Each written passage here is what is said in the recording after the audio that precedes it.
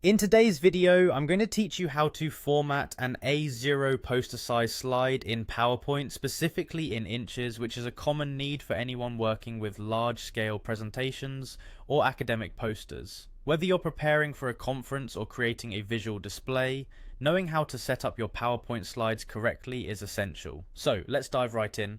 First things first, open PowerPoint on your computer.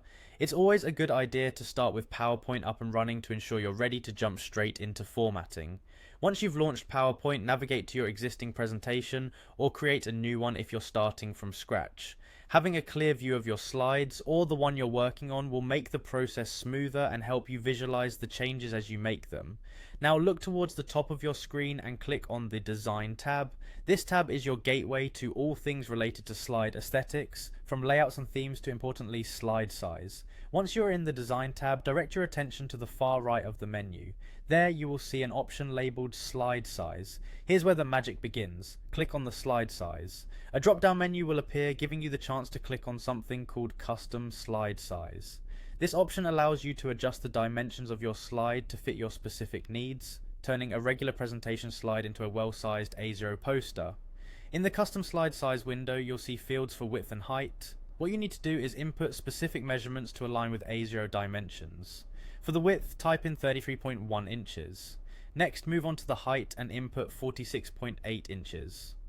These measurements correspond to the dimensions required for an A0 sized poster, ensuring your slide will fit perfectly when printed or displayed.